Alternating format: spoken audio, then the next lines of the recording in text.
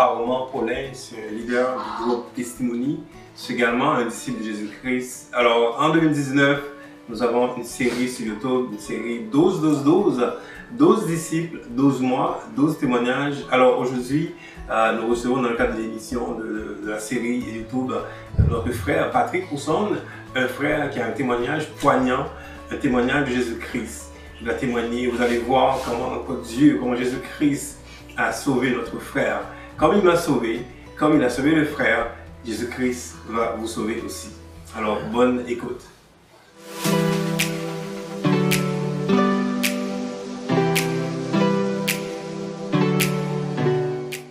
Bonjour les amis, très content encore une fois de rencontrer notre frère Patrick Housson qui a un témoignage vivant, un témoignage poignant de sa vie.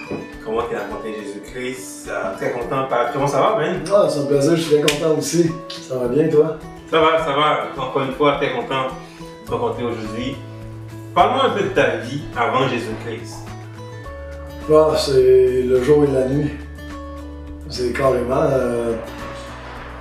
Des fois, quand je raconte ma vie avant, c'est comme si je parlerais d'un étranger, parce que je suis vraiment plus le même. Tu sais, des fois, ça fait cliché, on se dit « Ah, t'es pas le même », mais moi, c'est un avant Jésus-Christ, un après Jésus-Christ dans ma vie, carrément, littéralement. Que j'étais pas... moi, j'ai pas eu de parents. Tu sais, je veux pas faire ma victime en disant que j'ai pas eu une enfance facile ou, tu sais, etc., whatever. Mais ma mère elle a une maladie mentale, schizophrène, paranoïaque. Mon père, il s'est pas vraiment soucié de nous. Moi, j'ai un petit frère de 2 ans et demi, mon cadet. Il s'est pas soucié, il se soucie pas plus aujourd'hui. Fait qu'il y a eu l'abandon de mon père, la maladie de ma mère. J'ai grandi en famille d'accueil pendant toute ma vie. Fait que je te dirais que j'ai jamais compris pourquoi j'ai toujours cru en Dieu. Mais je peux pas dire que je croyais en Dieu, puis je croyais en sa bonté, en son amour, en ses promesses. Donc tu as une conscience que Dieu existait. Ouais, okay. D'aussi loin que je me souvienne, j'ai toujours su que Dieu était vivant, que Dieu contrôlait tout. Fait qu'on dirait que ça rajoutait encore plus à ma misère. Parce que moi je savais que Dieu était tout puissant. J'avais cette conscience-là que Dieu contrôle tout. Fait que je me dis pourquoi que il me laisse vivre ça. Puis là, tu comprends? Fait que c'était comme plus difficile pour moi d'accepter en me disant que Dieu m'aimait moins dans le fond que celui qui a des bons parents ou juste des parents de course, ça m'aurait suffi. Ok, donc une enfance difficile et au niveau de quand tu es adolescent, comment ça a été un peu, j'imagine, à l'école, comment ça a été? Ben, à l'école, j'étais pas... quand j'ai été transféré en famille d'accueil à 7 ans, je me suis comme renfermé sur moi-même. Je suis comme replié. Puis là, je suis comme dans une bulle. Puis là, j'étais comme la cible des moqueries. J'étais mec, j'avais des grosses lunettes. J'étais vraiment comme un petit rejet. J'étais le nerd aux lunettes qui avait des bonnes notes à l'école, qui disait jamais un mot. Fait que les gens ils se moquaient de moi. Fait que c'est comme transposé au secondaire, primaire, secondaire. Puis à un moment donné, j'ai décidé que c'était assez. Fait que je me suis mis à boire de l'alcool pour affronter mes persécuteurs dans le fond. Fait que je me suis mis à boire de la bière du fort, puis à faire des vols de bière. Puis là, on dirait que l'alcool, là, ça avait un effet puissant. Fait que là, je me transformais comme en Hulk, comme Bruce Banner, dans le fond, le savant, qu'au contact des rayons gamma, il devient Hulk, là, il devient un monstre enragé, frustré. Fait que moi, dans le fond, l'alcool me faisait cet effet-là. Ça me permettait de me transformer en monstre. Là, j'ai commencé à me bagarrer puis à me défendre. Puis après ça, ça n'a plus été vraiment de la défense, ça a été plus de l'attaque. Fait que j'attaquais. Fait que dans le fond, j'ai comme détruit tout autour de moi, tous ceux qui osaient s'en prendre à moi. Quand j'ai comme dit c'est assez, c'est fini l'humiliation, c'est fini les moqueries.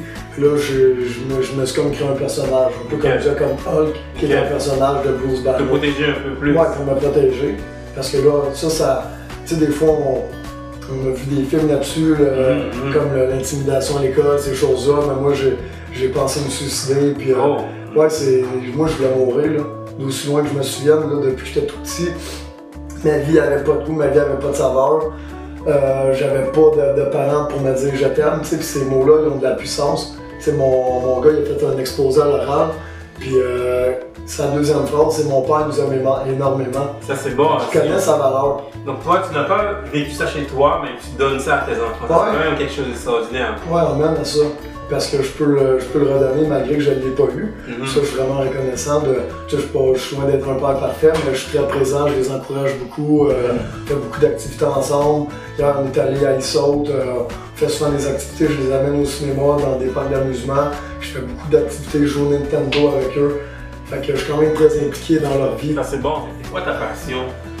Moi, dans le fond, qu'est-ce qui m'a gardé en vie, je l'appelle mon refuge. C'était mon refuge à l'époque. C'était la lecture.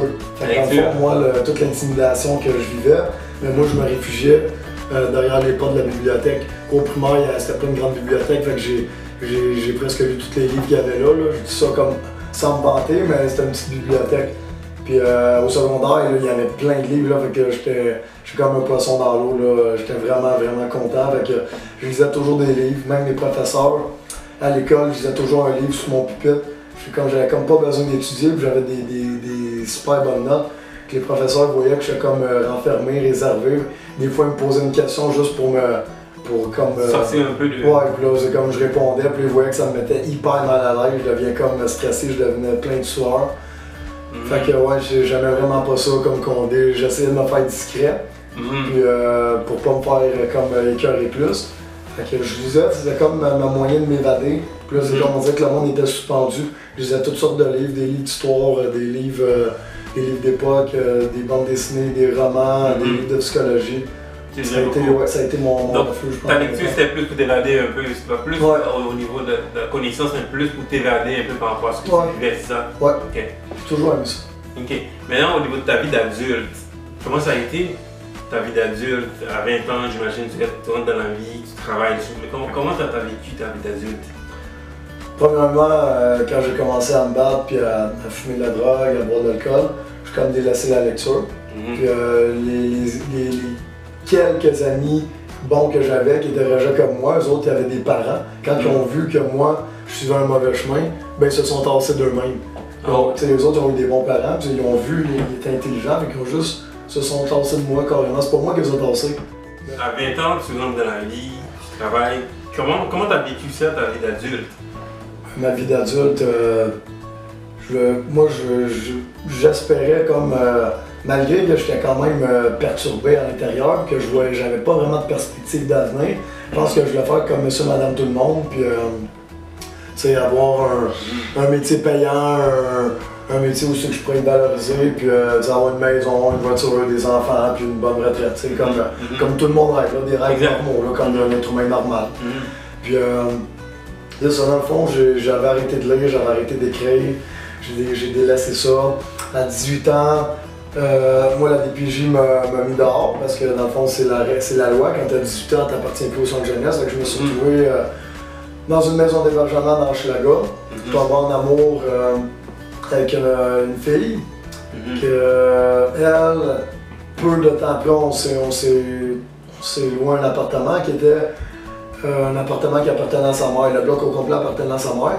Puis quand la fille a vu que je fitais pas dans ses plans et que j'étais petit coup pas mal, mais elle me laissé pour un gars double de mon âge, je faisais le double de mon salaire, je travaillais au salaire minimum.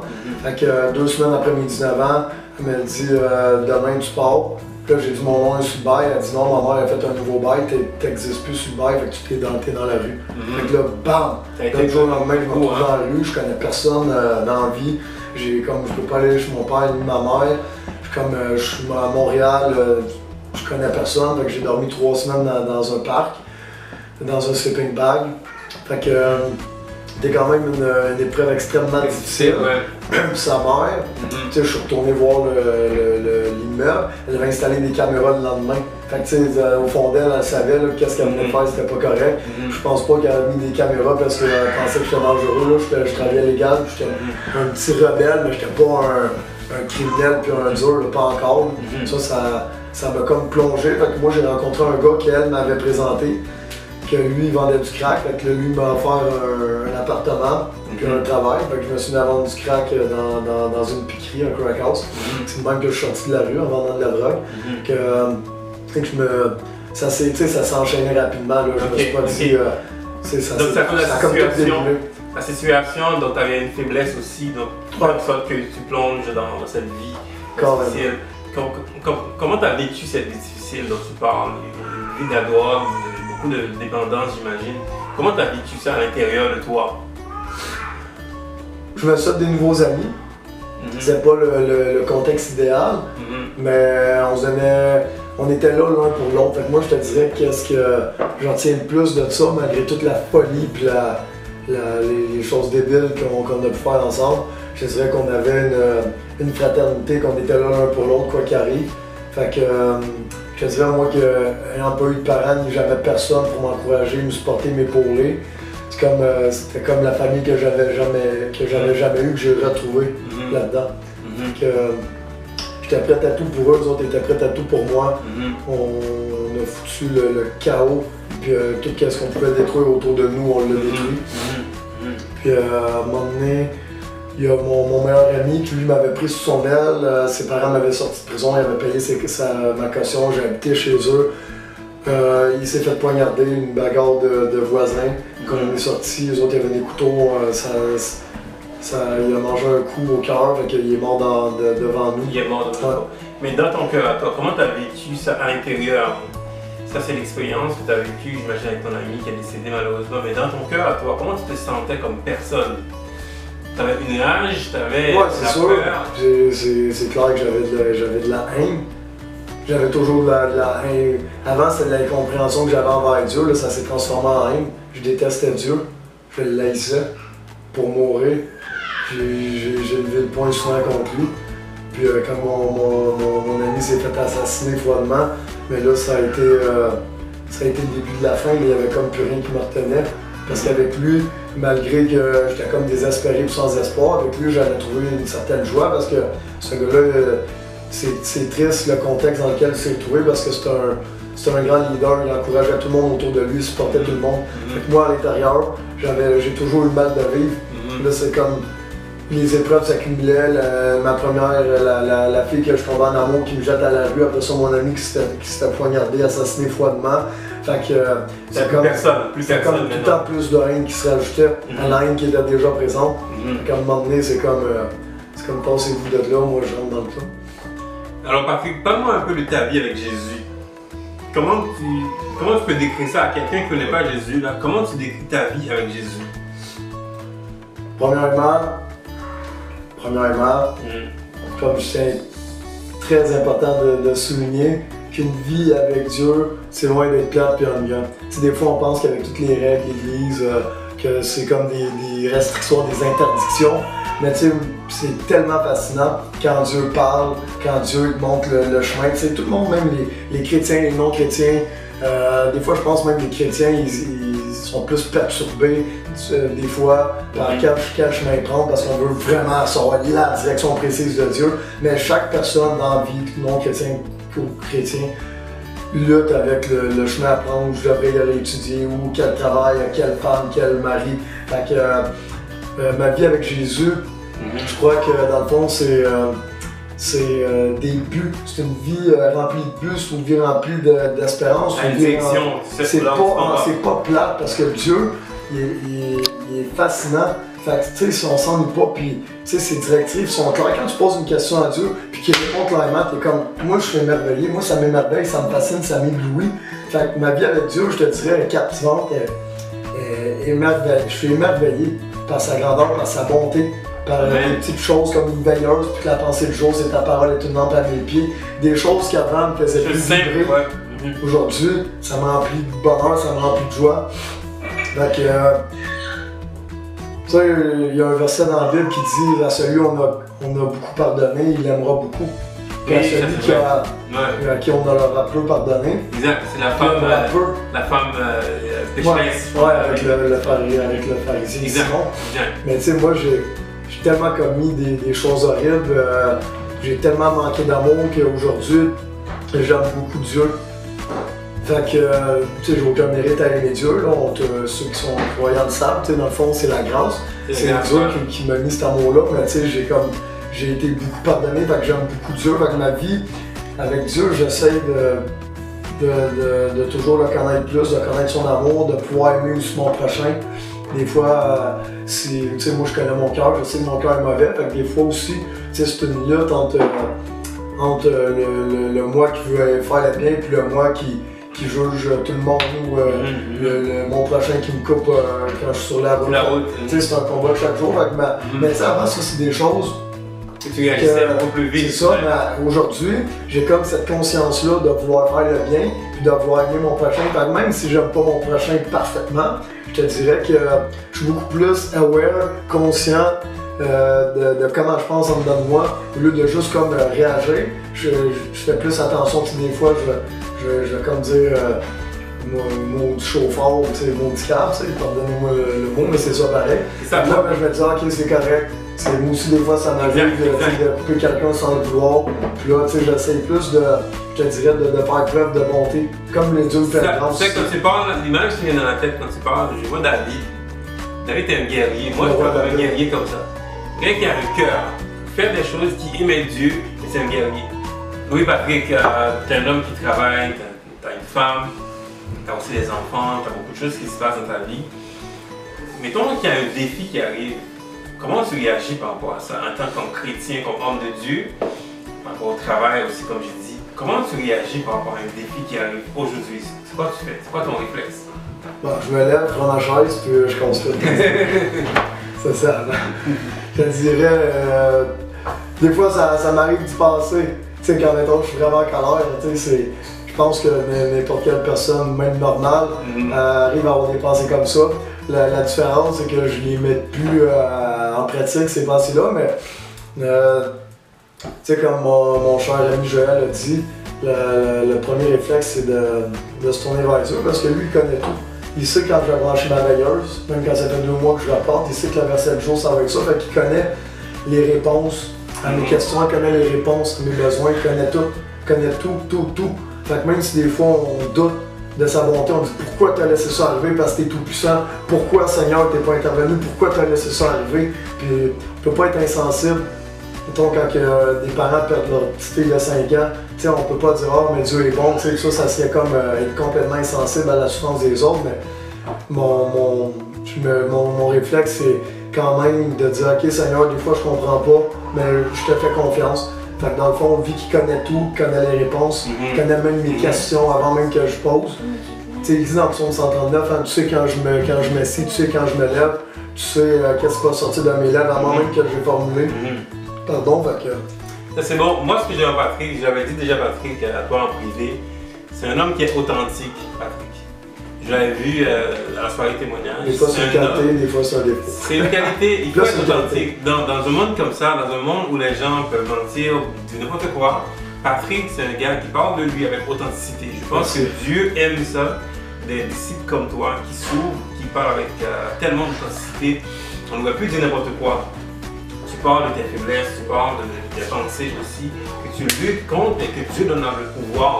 Maintenant, c'est quoi le conseil que tu as là pour n'importe quelle personne qui ne connaît pas Jésus-Christ? C'est quoi le conseil que tu peux donner à quelqu'un qui regarde cette vidéo? C'est quoi le conseil que tu peux donner à la personne? Le conseil que je pourrais dire, c'est de faire confiance à Dieu, tout simplement, parce que on a notre lot de défis, puis à un moment donné, de faire confiance à Dieu, c'est ça comme qui te renferme, c'est ça qui, moi, ça me libère de l'anxiété. Ça me libère de dire, aïe, ça c'est pas arrivé comme je pensais, là, faut que je me tourne de bord, là, t'as comme 1 million de pensées, t'as 1 million de pensées, mais t'as pas assez de solutions pour les pensées que t'as, fait que là tu capotes. Fait que je dirais que c'est tout simplement de faire confiance à Dieu. Des fois c'est facile à dire, fais confiance à Dieu, mais c'est ça la clé, il n'y a pas comme, pour moi la clé, c'est de faire confiance à Dieu, peu importe ce qui arrive, c'est de faire confiance à Dieu. Alors Patrick, c'est quoi le conseil là, que tu veux donner à un jeune ou n'importe quelle personne qui ne connaît pas Jésus-Christ aujourd'hui, qui se pose des questions? Parce que les gens là, ils cherchent pour des questions. C'est quoi le conseil que tu veux donner à quelqu'un aujourd'hui qui ne connaît pas Jésus-Christ? Dieu, là, tantôt j'ai oublié de donner le verset. Tu sais, quand je disais que Dieu, dans le dernier chapitre de la Genèse, c'est Genèse 50-20, il dit Joseph, après avoir été vendu par ses frères comme esclave, voulait nous faire mourir. Il dit, vous avez projeté dans le faire du mal, mais Dieu l'a changé en bien pour accomplir ce qui arrive aujourd'hui. Sauver une multitude. Et moi, Dieu a transformé qu'est-ce qui était supposé de me rendre encore plus mauvais, le pénitencier, pour que me rencontrer en prison, à travers la Bible, à travers sa parole, me montrer son amour, me montrer qu'il m'aime, me montrer qu'il est bon. Fait tout ce qui était supposé de me faire encore plus de mal, il l'a transformé en bien. Fait que Dieu, là, tu sais, je disais sur ma tasse, des plans pour te faire du bien et non du mal. Fait que je dirais que Dieu a des plans pour te faire du bien à toi, qui t'es croyant, non croyant. Puis Dieu veut notre bien. Puis, tu sais, comme la lecture qui était mon refuge, ça aussi c'est une cause de moquerie, parce que j'étais toujours en train de lire un livre, fait que j'étais le nerd aux lunettes, le rat de bibliothèque. Mais Dieu, à travers qu'est-ce qui était un sujet de moquerie puis de raillerie, il s'est servi de ça à travers la Bible pour venir me rechercher. Fait qu'est-ce qui est une cause d'humiliation pour moi, qui était, j'étais appelé le rat de bibliothèque, le nerd aux lunettes, mais Dieu est venu me rechercher à travers qu'est-ce qui était un sujet de moquerie. Fait qu'encore là, il a transformé le mal en bien. Dieu, il est fou, là. Comme tu as dit, Dieu, il ne laisse rien au hasard. Puis pas d'hasard avec lui. Il m'a donné. Moi, je suis né pour lire, je suis né pour écrire. Comme il y en a, je fais une courte parenthèse ici, il y a un croyant qui a gagné des championnats de course à pied, courait extrêmement vite, puis il dit, moi je suis né pour courir, je cours vite, puis quand je cours vite, je sens le plaisir de Dieu. Moi, lui, il est né pour courir, moi je suis né pour lire, je suis né pour écrire. Exact. Parlons d'écrire. Patrick a écrit son livre que Patrick ici a partagé son histoire, Paradoxe. Alors tous ceux qui veulent avoir ce livre peuvent me contacter Patrick aussi sur Facebook, on est là pour vous répondre. Alors Patrick va nous parler un peu de son livre. Alors parle-nous un peu en résumé de ton livre. Tu sais que ton histoire, on le connaît maintenant, mais c'est quoi que tu veux partager dans ce livre? Je raconte tout. Tu sais, quand tu dis que je suis un gars authentique, c'est sûr que là, dans le temps qu'on a, j'ai dit qu'est-ce que je pourrais dire l'essentiel, les grandes lignes. Fait qu'on en connaît quand même déjà beaucoup, mais là-dedans, je dis tout, carrément tout. Puis qu'est-ce qui est extraordinaire, c'est que à un moment donné, j'ai un de mes meilleurs amis qui m'a demandé si tu aurais l'occasion de pouvoir vivre de quelque chose que t'aimes vraiment, ça serait quoi? Puis ça m'a traversé l'esprit comme d'un éclair, ça a été écrire, je veux vivre de ça. Puis moi, mon professeur en secondaire 2 en français m'avait dit que j'allais devenir écrivain un jour, après une production écrite que j'avais faite. Puis tu sais, tout ça, j'avais oublié. Fait que tu sais, quand on dit que Jésus est ressuscité, il est ressuscité, mais il a ressuscité toutes mes passions. J'ai écrit ce livre-là, Dieu m'a donné un don. Wow. Puis tu sais, ça c'est avec, tu sais, dans le monde, je sais pas si j'aurais comme retrouvé cette passion-là. Ça c'est un frère, c'est un ami dans l'église. Tu sais, avec l'église aussi, c'est une communauté. Ça m'a permis comme de mettre en valeur aussi ces dons-là. Tu sais, puis je mets pas l'église sur un piédestal, l'église est imparfaite comme tous les hommes qui la composent, mais j'ai pu réussir à changer de vie. Mais Dieu donne des nouvelles passions, Dieu il sert des anciennes passions enterrées pour les déterrer, comme s'il avait déterré un mort. Amen. Puis aujourd'hui j'ai une vie comblée, j'ai une vie épanouie, avec mes combats, puis j'ai un super travail avec des super collègues. C'est un monde tough la construction, mais je grandis énormément à travers mes collègues. Des fois mon couple allait mal, puis il donnait des super bons conseils. Fait que je dirais que Dieu il se sert souvent de qu'est-ce qu'on pense pas aussi. Tu sais, je veux continuer dans la même lignée que Dieu il se sert du mal. Je dis pas que mon travail est mal, mais Dieu va se servir aussi des fois de choses qu'on pense pas. Il va se servir, puis là, bam, t'es comme, wow Seigneur, je m'attendais pas à ce que ça vienne de cette source-là ou de cette façon-là. Puis Dieu s'en sert. Puis Dieu va se servir de qu'est-ce qui est mort pour remettre ça vivant, puis des passions enterrées sous les décombres de la détresse. Puis là, bam, ça ressuscite. Puis là, wow, Seigneur, je me rappelais même plus que j'aimais lire. C'est bon. Donc ton livre, Pat, c'est vraiment un témoignage. Alors, ceux qui veulent acheter ce livre peuvent contacter Patrick Pousson et sur Facebook, sur YouTube. Moi aussi, vous connaissez Louis mon collègue. Contactez-moi, vous allez avoir ce livre. C'est vraiment un livre bénissant pour chacun de nous. Tu es un gars, tu es un chrétien, tu vas à l'église sans frontières. C'est quoi le conseil que tu donnes à un chrétien aujourd'hui pour bâtir sa vie? C'est quoi le conseil que tu donnes à un chrétien aujourd'hui? Lire sa parole, premièrement. La parole, il dit, c'est une épée à double tranchant. Fait que la parole, la Bible, prier. Mais la Bible, moi j'aime lire, c'est sûr que c'est facile pour moi. C'est dur pour quelqu'un, je comprends qu'il aime moins lire, mais en même temps, tu sais, des fois on se demande il est où Dieu, on a des questions, on n'a pas de réponse, mais on n'ouvre pas notre Bible. Fait que lire la Bible, tout simplement, des fois ça a l'air plus compliqué que se lire en réalité. La vérité, c'est que. Lire la Bible. Ouais, tu sais, dans Jean 1, il dit au commencement était la parole était avec Dieu et la parole était Dieu. Mais la Bible, c'est la parole. Si la Bible, c'est la parole, mais Dieu est dans la Bible. Amen. Des fois, c'est ça, on complique les choses. Mais tu sais, les réponses sont toutes là. Amen. Les réponses sont dans la parole. Donc, dans la lecture de la Bible, la prière, par rapport à la foi aussi, c'est quel conseil que tu donnes pour quelqu'un par rapport à la foi en Dieu? C'est quoi d'après toi la foi en Jésus-Christ aujourd'hui, en 2019? Parce que c'est pas évident, c'est compliqué. Il y a beaucoup de défis. C'est quoi pour toi avoir la foi en 2019, avec tout ce qu'on vit comme défis, comme problèmes, dans les maisons, dans le travail, comme tu as dit, dans la construction, beaucoup de choses. C'est quoi la foi pour toi en 2019? C'est de se tenir avec des gens qui nous semblent pour bâtir notre foi. Se tenir avec Louis Armand Paulin, c'est un homme de feu. Mais pour de vrai, la communauté est importante. Mais je te dirais aussi avoir des. Tu sais, comme je disais, mes collègues sont pas croyants, mais des fois ça me challenge. Souvent même ça me challenge. Je te dirais d'entretenir des relations. Des relations. Jésus aimait les relations. Jésus aime les relations. D'entretenir mes relations en 2019 avec les. Tu sais, j'ai beaucoup d'amis chrétiens, j'ai beaucoup d'amis non chrétiens.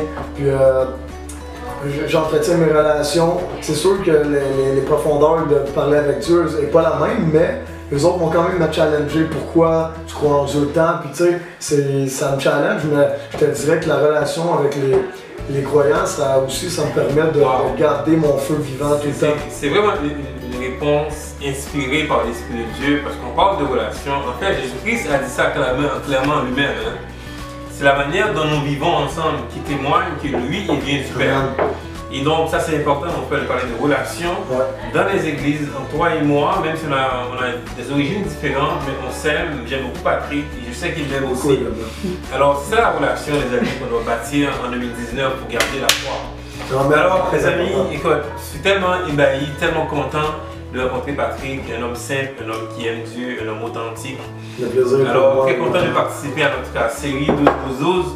Les gens là qui veulent acheter ce livre peuvent me contacter. C'est vraiment très bon livre. Alors, merci beaucoup les amis. Alors, contactez-nous pour la prière, pour n'importe quoi que vous voulez. Que Dieu vous bénisse. Soyez bénis. Soyez bénis, merci.